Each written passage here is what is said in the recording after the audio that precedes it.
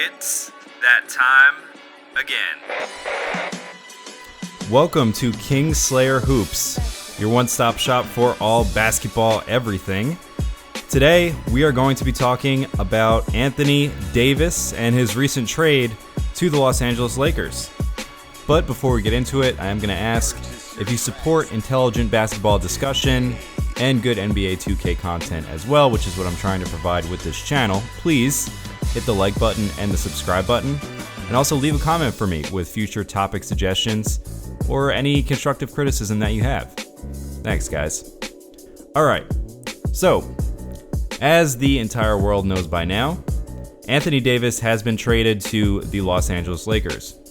This felt like a foregone conclusion since just prior to the trade deadline this past season. I'm glad that this is finally over. I'm sure that Pelicans fans are also glad that this is done and that they got an incredible haul. I mean, really amazing job that David Griffin was able to execute with that trade. And a lot of questions are being asked about whether or not Rob Pelinka gave up too much.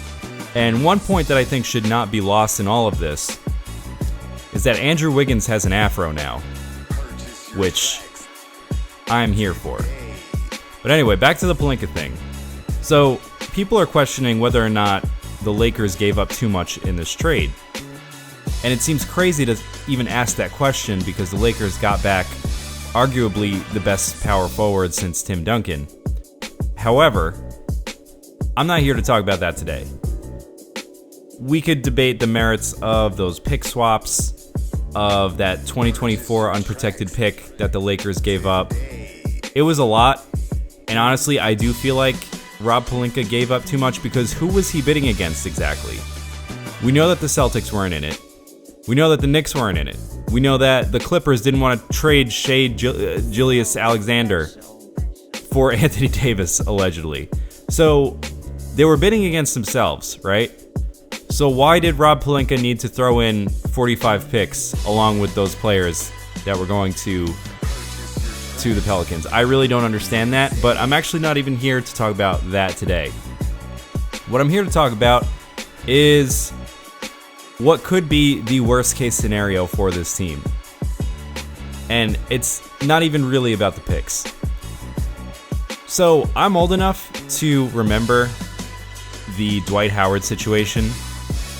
It was eerily similar to this, actually. So Dwight was trying to force his way out of Orlando, and I know his preferred destination at the time was the Los Angeles Lakers, but he just wanted out of Orlando, and for good reason. They were not a very well-run franchise. It was a similar situation to the New Orleans Pelicans, because prior to David Griffin coming in, Dell Demps is just one of the all-time worst GMs, I think. He was horrible. If you just look at his resume, there are just so many just blemishes.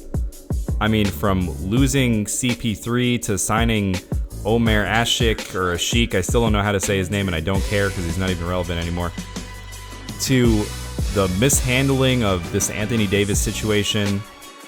I mean, just a disaster. But anyway, Dwight Howard was in a similar situation. He managed to make his way to the Los Angeles Lakers. They had that iconic "This is gonna be fun" cover on Sports Illustrated. Things were all well and good. And then Kobe ends up getting injured. And then Dwight bolts immediately after getting destroyed by the Spurs in that playoff series. And the absolute worst case scenario for the modern day Lakers is history repeating itself. Now, do I think that this is realistic, that Anthony Davis is just going to bolt? Yes, I do. Because if you guys have been paying attention, this front office is just as incompetent as Dell Demps, who I had talked about earlier. I'm not going to recount all of the mistakes that the Los Angeles Lakers have made in the past decade because I don't want to reopen that scab. I've bled for long enough. But do I think it's realistic that Anthony Davis leaves as a free agent next year? Yes, I do. I think that it's possible that he sees the dysfunction in this organization, and we can already see that because Rob Pelinka apparently did not come to an agreement with David Griffin about when the trade is going to be executed, and as a result, we now may not have space for a max player. Whether or not max players even wanted to come, I think they would, because playing with LeBron and Anthony Davis seems really fun, but whether or not a max player would even be available or interested is irrelevant. You've been waiting for this moment for years and years, right? Keeping cap space open, signing players to only 1-year deals, and things like that. Just getting ready for this exact situation. And you're telling me that this man, Rob Pelinka, did not know that he needed to wait 30 days after the trade is executed, or else there wouldn't be enough cap space to sign a max free agent? Like, this is GMing 101, bruh. And this is the problem with having a GM that is not experienced. That's kind of besides the point. My point is, Anthony Davis might see Bush League mistakes like that and want to bolt. Where would he bolt? Well, if Kawhi Leonard ends up going to the Clippers, which is where a lot of people think he's going to go, he would literally just have to walk across the hall and be like, hey, I want to be a Clipper now. I'm a free agent. I changed my mind because the Lakers are a dumpster fire. So another thing that he might realize, and I think this also played a part in Dwight Howard's decision to leave back in the day, he might realize that LeBron's age is finally catching up to him. We saw glimmers of that this year. He had a major injury for basically the first time in his career. We saw the defense fall off, and how bad his defense was very much exaggerated, but it was bad. It was still not good. He gives effort in spurts, but it's not the kind of consistent defense that we got from like a 26-year-old LeBron, right? So, yes, Anthony Davis knew that coming in, but these are just all possibilities, worst case scenario possibilities, that I don't think are beyond the realm of what could realistically happen, unfortunately. And if that were the case, if Anthony Davis were to leave and all those picks are gone that we just traded away, I mean, that's a doomsday scenario. Like, the Lakers are effed for the next 10 years. If he leaves, you have to imagine then, like, LeBron needs to ask for a trade, right? Because LeBron then literally has nobody except, like, Kyle Kuzma and Isaac Bonga on the team.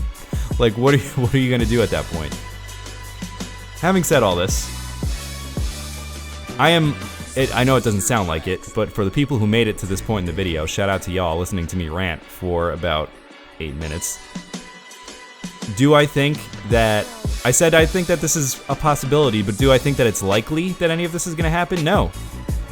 I don't know if this has come up on the channel before, but Anthony Davis has been my favorite player in the league since he entered the league. As I've talked about previously on this channel, I have a soft spot for dynamic big men. Pause. You get the idea? I have a soft spot for guys like that who can post up and face up and just do all sorts of things that Anthony Davis can do, and I think he very realistically has a chance to be the best player in the league and win MVP on this team. So with all the doubts that I have, I think that other guys are going to come want to play with this duo. I think this is going to be the most exciting duo since Kobe Shaq. Or maybe LeBron Wade. I don't know. It's hard to say. But yeah, man, I think that LeBron also has a lot left to give. I know a lot is being made of his age, and I even mentioned it earlier in the video, but LeBron is not done. I think LeBron wants to win at least one more championship. And with his Machiavellian ways, I would not be surprised if he has something else up his sleeve besides this AD thing. I would not be surprised at all. I think he's got one more trick up his sleeve. It might not be a max free agent, but he might have agreements with some other like mid-tier guys. So to answer my own question that I posed at the beginning of this video, is this going to be a disaster? I think it's 60-40 no, but there's still that 40% possibility that this will be a disaster and the Lakers franchise just completely implodes. But overall, I am optimistic. I'm really, really excited to watch this team play. I'm really, really excited to watch the Pelicans play. I think this is a rare trade where it's a win-win and both sides are going to be happy. A lot of times that is not how it works out. Usually one team ends up getting fleeced, and that does not appear to be the case here. I do think the Lakers gave up a little too much because, as I said, I think they should have been negotiating from a position of power, being that they were bidding against themselves. But having said that, is this the end of the world? No. I think that the Lakers are in good shape in the short term. The Pelicans are in great shape in the long term. And I'm just really excited for this season. I can't believe we have to wait like 4 months to watch another game of NBA basketball. But those are my thoughts on the AD situation. Again, 60-40, is this going to be a disaster? 60% no. That's my answer. I'm pretty confident that this is going to work out well for the Lakers. All right, guys, so leave me a comment below. What do you think? Do you think that the Lakers are just going to faceplant? Do you think that Pelinka made a mistake? Do you think that the Pelicans fleeced the Lakers? Let me know in the comments section below. Let me know what you want to talk about in the future. And until next time, happy gaming, y'all.